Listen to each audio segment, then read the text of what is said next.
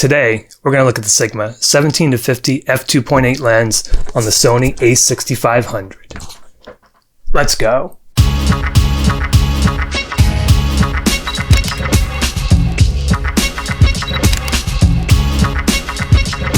What's going on, everybody? Phil with Photo Gear Fun here today. Just wanted to take a look at this Sigma 17 to 50 lens that I got for my Canon camera, and I did a review on that. I'll put a link in the corner on that one. But I wanted to see how it works on my Sony a6500 with the MC11 adapter. So the Sony APS-C lineup for lenses isn't really that inexpensive. So I was looking for an inexpensive lens that might give me that 24 to 70 range. So this is a 17 to 50 f2.8, which gives you basically a 25.5 to 75 millimeter range. It's really good for portraits, really good for walking around. You can do some landscape, you can do some portraits, you can do even maybe a little bit of mid-telephoto stuff. So I wanted to talk specifically about how this works on the Sony a6500. It's not necessarily a review of the lens. You can find those. This lens has been around for a few years. You can find those just about anywhere. So I wanted to talk a little bit about how this lens works and how it acts on the Sony a6500. So I took some pictures. I took some video. I'll show you the pictures. I'll show you the video. We'll talk about kind of the pros and cons, and some of that might be lens related. Some of it might be related to the Sony a6500. So we'll show you those videos, show you those pictures, and then we'll come back and we'll talk about the lens and my pros and cons. And here's the video. You can see the autofocus struggles right from the start. It's kind of racking back and forth. And this is just a stationary butterfly bush flower. Again, you can see it just racking back and forth here. Not very good autofocus, really. Just continues to rack. It does eventually grab focus here, but it does take quite a while. And I wanted you to hear this. So listen to the autofocus here on this shot and see if it's a little noisy. To me, it is.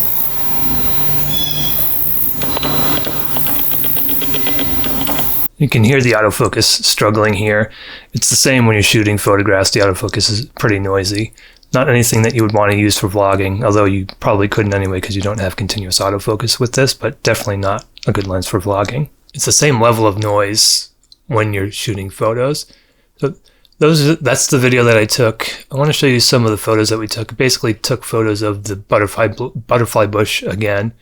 And this is at f2.8. Pay attention to the background here. I'm going to go from f2.8, which is this shot, to f5.6. And again, look at the background to see the difference. You can see now that that background is a little bit more in focus at f5.6.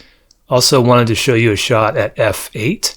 So if you look at this shot is at f8. And again, you can see more of the background in focus here at f8. The shots look good, sharp, clear, good contrast. I wanted to show you that just really quickly again. Here is the f2.8 shot. You can see the background. And then there is the f8 shot. That was the pictures and the video. Talk a little bit about the pros and cons. One is that the pro is that it's f2.8 throughout the entire range. So that gives you that nice creamy background if you're doing portraits. It's a great value. This was $300, $309 on Amazon. So it's a really great value, again, compared to the Sony lenses. To get an f2.8 24 to 70 Sony lens is going to run you a couple of $1,000 most likely. It's got sharp photos, it's got sharp video. The image stabilization works with this MC11 adapter. You can see here that there's an MC11 adapter here, and then there's the lens itself. So you need that MC11 adapter in order to be able to use this Canon mount lens on your Sony a6500. And that's the key. Buy a Canon mount lens and buy the MC11 adapter for Canon. Talk about the cons. There's no continuous autofocus in video, and you saw the video autofocus. It's really not all that great. In fact, it's pretty poor. If you're going to use this one for video, you might consider using manual focus. And unfortunately, it's not going to give you the continuous autofocus that a native lens would.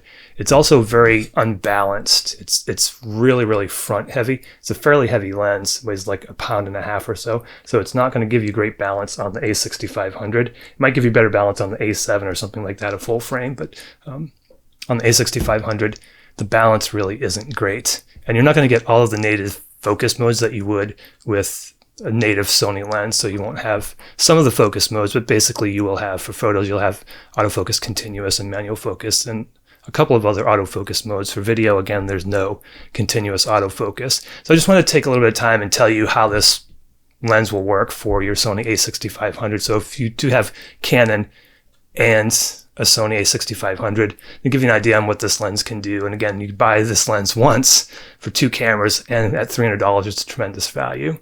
This is Phil with Photo Gear Fun. Get out there and have your photo gear fun. I hope you enjoyed this video. If you did, please give it a thumbs up. If you haven't already, please consider subscribing, and we will see you again in the next video.